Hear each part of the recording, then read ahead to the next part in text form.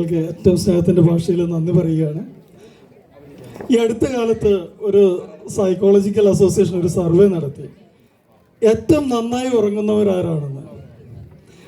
അതിൽ കുറേ പേര് പറഞ്ഞു ഏറ്റവും നല്ല സ്ഥലത്ത് കിടന്നുറങ്ങുന്നവരാണ്, കുറച്ച് പേര് പറഞ്ഞു ഏറ്റവും സമാധാനമുള്ളവരാണ്, കുറച്ച് പേര് പറഞ്ഞു ശബ്ദകോലാഹലങ്ങൾ ഒന്നുമില്ലാത്ത സ്ഥലത്ത് ഉറങ്ങുന്നവരാണ്, കുറച്ച് പേര് പറഞ്ഞു മനസ്സമാധാനമുള്ളവരാണ്, അല്ലെങ്കിൽ പ്രശ്നങ്ങളൊന്നും ഇല്ലാത്തവരാണ്, കുറച്ച് പേര് പറഞ്ഞു സമ്പത്തുള്ളവരാണ്.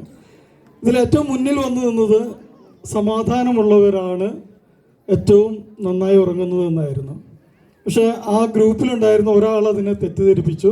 ഒരാൾ പറഞ്ഞു അത് അല്ല, സമാധാനമുള്ളവരെല്ലാവരും സ്വസ്ഥമായിട്ട് കൂടുതൽ ഉറങ്ങാൻ കഴിയില്ല എന്ന്. അതിനെ പ്രൂവ് ചെയ്യാൻ വേണ്ടി അയാൾ ചെയ്തത് ഏറ്റവും സമാധാനമുണ്ടെന്ന് സ്വയം അവകാശപ്പെടുന്ന ഒരാളെ ഒരു ഓൺ ചെയ്തു വെച്ച ബോംബിൻ്റെ മുകളിൽ കൊണ്ട് കിടത്തി. അയാളുടെ ഉള്ള മനസ്സമാധാനം അപ്പം തന്നെ തീർന്നു. അയാൾ പിന്നൊരിക്കലും അയാൾക്ക് സമാധാനം എന്ന് പറഞ്ഞ സാധനം കിട്ടിയില്ല, അയാൾക്ക് ഉറങ്ങാൻ കഴിഞ്ഞില്ല. അപ്പോൾ അവർ പറഞ്ഞത് ലാസ്റ്റ് കണ്ടുപിടിച്ച ഒരു ഉത്തരം ഇതാണ്: ഏറ്റവും സുരക്ഷിതനാണെന്ന് തോന്നുന്ന സമയത്ത് ആണ് മനുഷ്യൻ ഏറ്റവും നന്നായി ഉറങ്ങുന്നത്.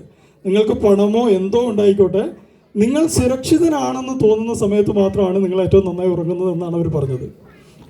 ഇത് ഞാൻ പറഞ്ഞു വരുന്നത്, ഒരു കണക്കിന് പറഞ്ഞു കഴിഞ്ഞാൽ നമ്മളായിരിക്കും, ഇന്ത്യക്കാരായിരിക്കും ഏറ്റവും സുരക്ഷിതമായിട്ട് ഉറങ്ങുന്ന ആൾക്കാർ. കാരണം വളരെ സുസജ്ജമായ ഒരു നല്ല കാവൽപ്പട, ഒരു ആർമി വ്യൂഹം നമുക്കുണ്ട്.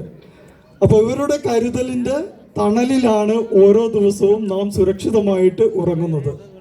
ഇനി അടുത്ത് വരുന്ന പ്രോഗ്രാം ഏകദേശം 30 വർഷക്കാലത്തോളം ഇന്ത്യക്ക് വേണ്ടി സൈന്യത്തിൽ സേവനം ചെയ്ത 2 വിശിഷ്ട വ്യക്തികളെ ആദരിക്കുന്ന ഒരു ചടങ്ങാണ്.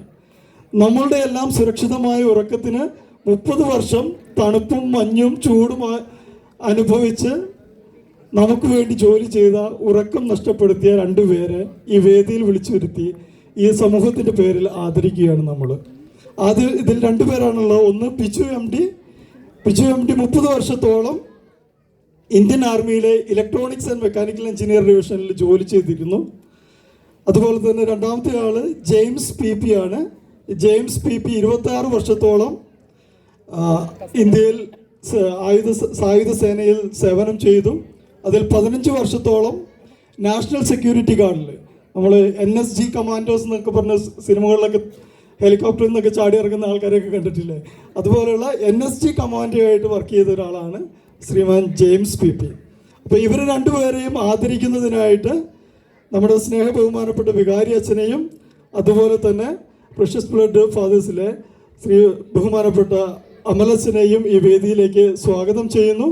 അതുപോലെ തന്നെ ശ്രീമാൻ ബിജു എം ഡിയെയും ശ്രീ ജെയിംസ് പി പിയെയും ഏറ്റവും സ്നേഹത്തോടു കൂടി ഒരു നിറഞ്ഞ കയ്യടിയോടുകൂടി ഈ വേദിയിലേക്ക് നമുക്ക് സ്വാഗതം ചെയ്യാം.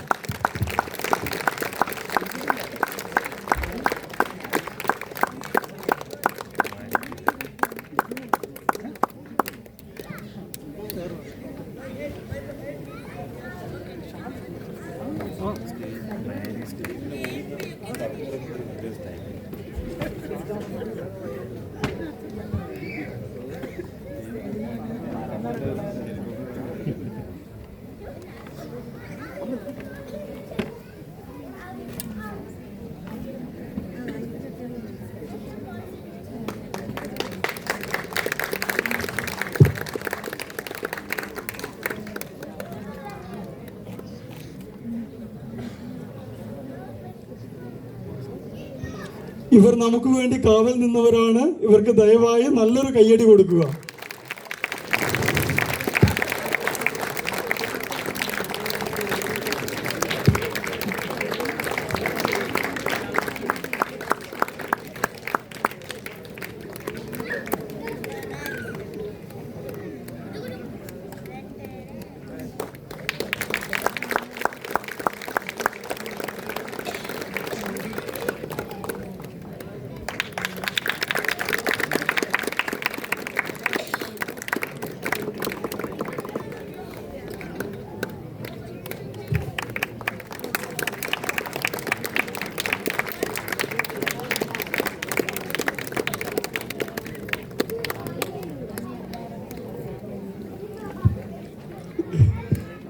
ബഹുമാനപ്പെട്ട അമലച്ചനും വികാരി അച്ഛനും സ്നേഹത്തോടെ നന്ദി പറയുന്നു. ശ്രീ ബിജു എം ഡിക്കും ശ്രീ ജെയിംസ് പി പിക്കും എല്ലാവിധ ആശംസകളും സ്നേഹത്തോടെ നേരുന്നു.